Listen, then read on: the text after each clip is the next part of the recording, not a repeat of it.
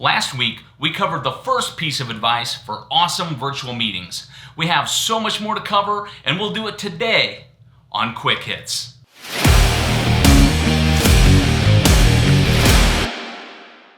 What's up, hitters? This is Brandon Grieve with High Impact Technical Sales, enabling and inspiring you to crush it in technical sales. And hey, if you like this video, be sure to smash the like button below and leave a comment. This helps us spread the word. In last week's episode of Quick Hits, we talked about how significant web conferencing is in our day-to-day sales motions these days. We also discussed how important it is to put our best foot forward, just as we would if we were meeting in person. We kicked off the series with our first piece of advice for awesome virtual meetings, and this week we're going to wrap it up by covering 3 more best practices to help you have the most effective web conferences as possible. Let's start by talking about the environment in which you conduct your meetings. First, when you're on a web conference, make sure you're in an environment that's as quiet as possible. Sure, we all think it's cute when Rover makes an occasional appearance, but we don't want to hear him barking through the entire meeting. If there's background noise in your environment, at the very least, mute yourself until it's your time to talk. Also, if you're going to be on video, be mindful of your surroundings. If you're in a dark, dank basement, or are surrounded by clutter or dirty laundry, this obviously doesn't make a good impression on your audience. Make sure you have adequate lighting, but not so much that it washes out your face. Position yourself in an environment that's free of clutter or other distraction. If this is difficult for you, then use a virtual background.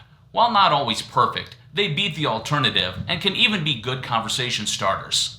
Our next topic is attire. Look, I love sweatpants and t-shirts as much as the next guy, and if you're on a call with friends that you know well, that may be okay in certain circumstances. But if you're meeting with customers and prospects, at least go business casual. A polo or nice sweater is generally fine.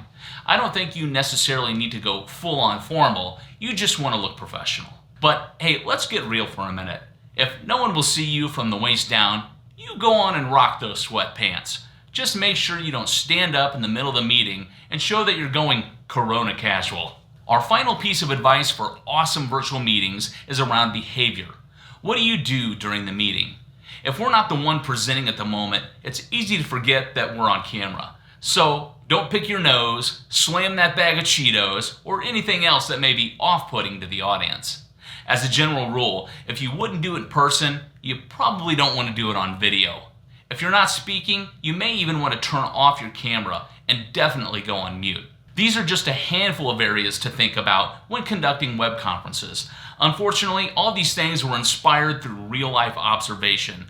Just use common sense and think to yourself, is this how I want to be remembered?